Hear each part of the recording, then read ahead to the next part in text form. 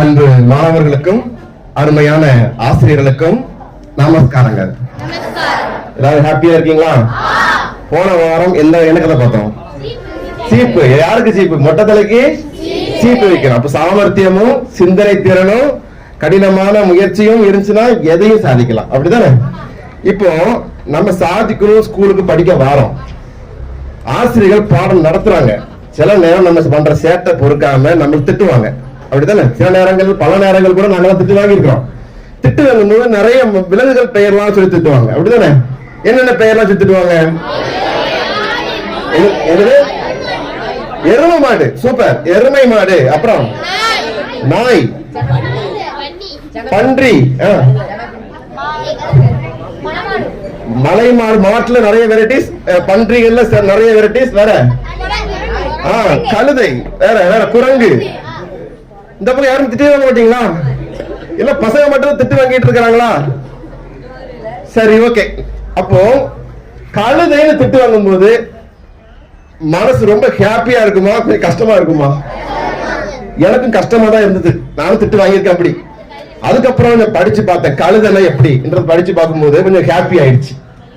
அப்போ கழுதையை பத்தி சுவாரஸ்யமான ஒரு சில தகவல் தெரிஞ்சுக்கலாமா? இன்னைக்கு கழுதையை பொறுத்த வரைக்கும் முட்டாள்ன்ற விஷயத்துக்காக ஊமையாக கழுதையை சொல்றாங்க. அப்படித்தானே? ஆனா கழுதை இயல்பிலேயே முட்டாளா பார்த்தா ஆராய்ச்சி பூர்வமாக கடினமாக உழைக்கக்கூடிய சாமர்த்தியமான ஒரு புத்திசாலித்தனமான ஒரு அற்புதமான ஒரு விலங்கா. நம்ம மனிதர்களுக்கு அது எத்தனை வருஷமா உதவிட்டு இருக்குன்னு பாத்தீங்கன்னா கிட்டத்தட்ட 6000 வருடங்களாக மனிதர்களுக்கு ஒரு அற்புதமான ஒரு சப்போர்ட் பண்ண ஒரு விலங்கா. எத்தனை வருஷம்? 6000 வருஷம். இதுக்கு அறிவியல் பெயர் என்ன தெரியுமா? நம்ம டாங்கி நம்ம இங்கிலீஷ் பார்த்து தெரியுது. அறிவியல் பெயர் இதுக்கு அசினஸ், ஈக்வஸ் அசினஸ். என்னது? EQUUS, ஈக்வஸ் அசினஸ், ACINUS. அதனால சீட்டு கட்டில் ஆடும்போது கழுதுன்னு சொல்றோம்ல, இந்த வார்த்தையில இருந்தா அது வந்திருக்கு. சரியா? அப்ப 6000 வருடங்களான ஆப்பிரிக்காவில் உள்ள மனிதர்கள் தான் ஃபர்ஸ்ட் கழுதைய நமக்கு ஹெல்ப்புக்கு பயன்படுத்தலான்றத தெரிஞ்சுக்கிட்டாங்க. ஏன்னா தன்னுடைய உடல் எடையில 1/3 எடைய அசால்ட்டா சுமக்கக்கூடியது கழுதை. அப்ப அந்த கழுதையினுடைய உடல் எடை 90 கிலோ இருந்துச்சுன்னா எத்தனை கிலோ சுமக்கும்? 30 கிலோ அசால்ட்டா சுமக்கும். 45 கிலோ வரைக்கும் அதனால சுமக்க முடியும். அந்த ஒவ்வொரு விலங்குகள் சத்தத்துக்கும் ஒவ்வொரு பெயர் உண்டு. எது பிளிரும்? எது உருமும்?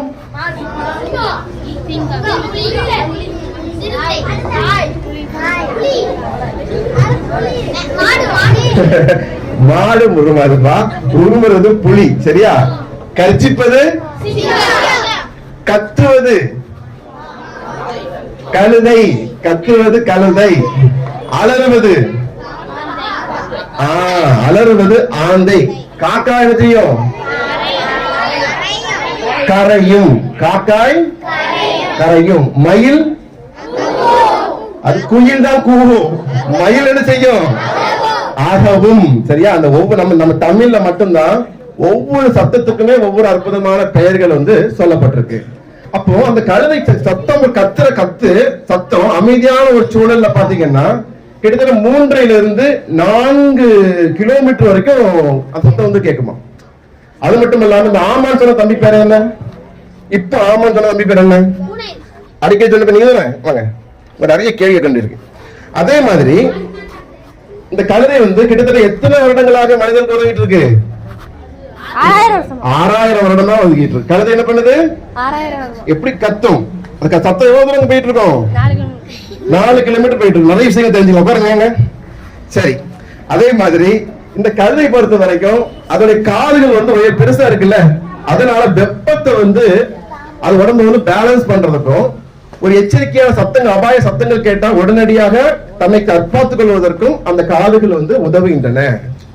அந்த கழுதை குதிரையை விட புத்திசாலியான விலங்கம். ஒரு கழுதையும் நிக்கி ஒரு குதிரையும் நிக்குது. ஒரு சிறிய சத்தம் கேட்டா குதிரை தெரிச்சு ஓடிடும். ஆனா கழுதை திரும்பி பார்த்து அது என்ன ஆபத்தான சத்தமா இல்லையான்னு கவனிச்சுட்டு ஓடக்கூடிய தன்மை வாய்ந்த அவ்வளவு புத்திசாலித்தனமான அந்த கழுதையினுடைய ஒரு உரிமையாளர் ஒரு கிராமத்துல இருந்தார். அவர் அந்த கழுதைக்கு வயதாயிடுச்சு. அற்புதமா எந்த விதமான பிரச்சனையும் பண்ணாம பொதி சுமந்தது. அவருக்கு ரொம்ப ஹெல்ப்ஃபுல்லா இருந்தது. அந்த காலத்துல திடீர்னு அந்த கழுதை நடந்து வந்துட்டு இருக்கும்போது ஒரு தண்ணி இல்லாத ஒரு வறண்ட கிணறுல கால் இடறி என்ன செஞ்சிச்சு, கழுதை கீழே வந்துச்சு. அது ஒரு வயதான கழுதை. அந்த விவசாயிக்கு ரொம்ப ஹெல்ப்ஃபுல்லா இருந்தது. ஆனா கிணத்துக்குள்ள விழுந்துருச்சு. அதுவும் வறண்ட கிணறு, பயன்படுத்த முடியாத ஒரு கிணறு. அது அந்த நைட்டு ஃபுல்லா அங்க இருந்து கத்திட்டே இருக்குது. காப்பாத்துங்க காப்பாத்துங்கன்னு கத்திக்கிட்டே இருக்குது. அந்த காலத்துல தீயணைப்பு சர்வீஸ் எல்லாம் கிடையாது. அந்த நேரத்துல ஹெல்ப் பண்ணணும்னா அதுக்கு நிறைய செலவாகும். அவருக்கு அந்த அளவுக்கு பொருளாதாரம் இல்ல. அப்ப அவங்க யோசிச்சு பார்த்தாங்க, இது நைட்டு ஃபுல்லா கத்திட்டு இருக்கு, நம்மளால தூங்க முடியல. அதே நேரத்துல இதுக்கு நம்ம காப்பாத்துற அளவுக்கு எல்லாம் இது செலவு பண்ண முடியாது, வயசாயிடுச்சு. அப்ப பெசார் இது வறண்ட கிணறு, ஏற்கனவே நிறைய பேர் விழுந்துடக்கூடாது. அப்ப பெசாட்டுக்கு அதான் அப்படி உயிரோட சமாதி கட்டிடலாம். அப்படியே எல்லாரும் மண்ணை பண்ணி மேல மூடிட்டோம்னா என்ன ஆகும், அந்த சத்தம் கேட்காது. அது வயசு ஆயிடுச்சு, அப்படி நம்ம சமாதி பண்ணிடலான்னு அந்த விவசாயி நினைச்சு பக்கத்துல உள்ள ஆட்கள்கிட்ட எல்லாம் சொல்லியிருக்கிறார். சொன்ன உடனே எல்லாருக்குமே ரொம்ப உற்சாகம். நல்லது பண்றதுக்கு கூட்டம் வராது, தப்பான விஷயங்கள் தானே செய்யும். நிறைய சேர்க்கைகள் உடனே நமக்கு வந்துடும். அப்படிதானே? நம்ம நண்பர்கள் கூட பாருங்க, நிறைய நல்ல விஷயத்துக்கு லைப்ரரி போலாம்டா வான்னு கேட்டா நிறைய பேர் வர மாட்டாங்க. சினிமாவுக்கு போலாம்டான்னா டக்குன்னு நிறைய பேர் வந்துருவாங்க. அப்போ இந்த மாதிரி ஒரு தவறான விஷயம் நடக்கும்போது சுத்தி உள்ள கிராம மக்கள் ரொம்ப ஆர்வமா, நீ ஒரு மம்முட்டி மண்ணடி போட்டா நான் 4 மம்முட்டி அள்ளி போடுவேன், நான் கள்ளத்துக்கு போடுவேன்னு எல்லாரும் ஒரு கேம் மாதிரி என்ன பண்ணிட்டாங்க, சுத்தி உள்ள தண்ணியில மண்ணெல்லாம் அள்ளி அள்ளி அள்ளி கிணத்துக்குள்ள போட ஆரம்பிச்சிட்டாங்க. அந்த கழுதைக்கு எப்படி இருக்கும், பயங்கர அதிர்ச்சி ஆயிடுச்சு. இத்தனை வருடங்கள் நம்ம கஷ்டப்பட்டு உழைச்சு கொடுத்தோமே, நம்ம கீழே காப்பாற்றுவாங்கன்னு பார்த்தா மண்ணள்ளி போடுறாங்கன்னு நினைச்சது. கத்தி கத்தி பார்த்துச்சு. தொடர்ந்து மண்ணையும் கல்லி அள்ளி போட்ட உடனே சத்தம் அமைதியாயிடுச்சு. மக்களுக்கு பயங்கர உற்சாகம். மண்ணையும் கல்லி அள்ளி அள்ளி போட்டே இருக்கிறாங்க. அது போட போட திடீர்னு கொஞ்ச நேரத்துல என்னாச்சு, உள்ள கடந்த கழுதை டக்குன்னு மேல குதிச்சு ஓடிடுச்சு.